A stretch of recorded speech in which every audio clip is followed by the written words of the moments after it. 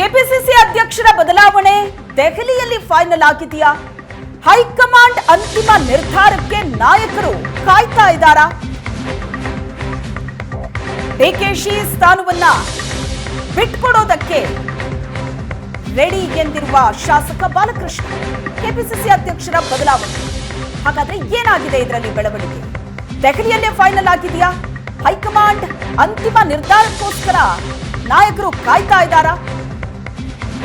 ಶಾಸಕ ಬಾಲಕೃಷ್ಣ ಹೇಳಿದರು, ಡಿಕೆಶಿ ಸ್ಥಾನ ಬಿಟ್ಕೊಡೋದಕ್ಕೆ ರೆಡಿ ಅಂತ. ಸಚಿವ ಈಶ್ವರ್ ಖಂಡ್ರೆಗೆ ಕೆಪಿಸಿಸಿ ಅಧ್ಯಕ್ಷ ಸ್ಥಾನ ಫಿಕ್ಸ್ ಆಗಿದ್ಯಾ?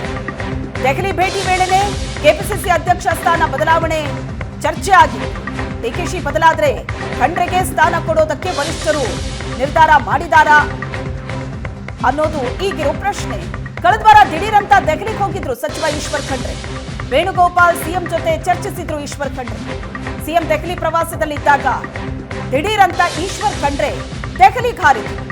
ಸಚಿವ ಖಂಡ್ರೆ ಜೊತೆ ದೆಹಲಿಯಲ್ಲೂ ಕೂಡ ಡಿಕೆ ಶಿವಕುಮಾರ್ ಚರ್ಚೆ ನಡೆಸಿದ್ದಾರೆ. ವೇಣುಗೋಪಾಲ್ ಸಿಎಂ ಜೊತೆ ಈಶ್ವರ್ ಖಂಡ್ರೆ ಚರ್ಚೆ ನಡೆಸಿದ್ರು.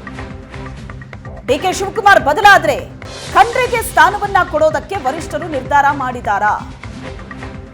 ಇದರ ಬಗ್ಗೆ ಈಗ ಸದ್ಯ ಚರ್ಚೆ ಆಗ್ತಾ ಇದೆ.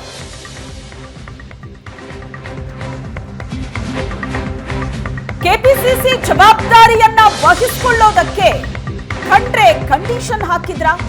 ಕೆಪಿಸಿಸಿ ಅಧ್ಯಕ್ಷ ಸ್ಥಾನದ ಜೊತೆಗೆ 1 ವರ್ಷ ಮಂತ್ರಿ ಸ್ಥಾನವನ್ನ ಕೊಡಿ.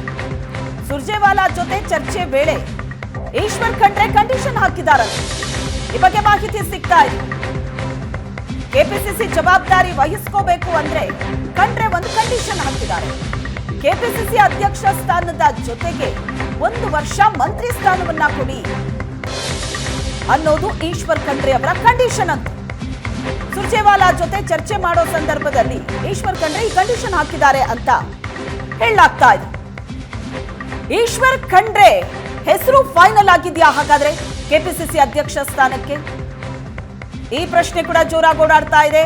ಹೈಕಮಾಂಡ್ ನಿರ್ಧಾರಕ್ಕಾಗಿ ನಾಯಕರು ಇಲ್ಲಿ ಕಾಯ್ತಾ ಇದ್ದಾರೆ ಅಂತ. ಈಶ್ವರ್ ಖಂಡ್ರೆ ಮತ್ತು ಸತೀಶ್ ಜಾರಕಿಹೊಳಿ ಇಬ್ಬರ ಹೆಸರು ಕೂಡ ಪ್ರಬಲ ಪೈಪೋಟಿಯಲ್ಲಿತ್ತು.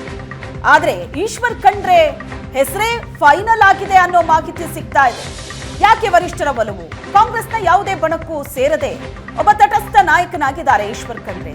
ಸಿಎಂ ಬಣ, ಡಿಸಿಎಂ ಬಣ ನಿಭಾಯಿಸಬಲ್ಲ ತಾಕತ್ತಿದೆ ಅನ್ನೋ ಕಾರಣಕ್ಕೆ ವರಿಷ್ಠರು ಒಲವನ್ನ ತೋರಿಸಿದ್ದಾರೆ ಅಂತ ಹೇಳಲಾಗ್ತದೆ.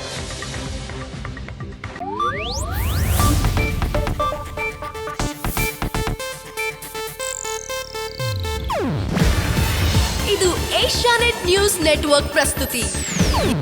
ನೀವು ನೋಡ್ತಿದ್ದೀರಾ ಏಷ್ಯಾನೆಟ್ ಸುವರ್ಣ ನ್ಯೂಸ್.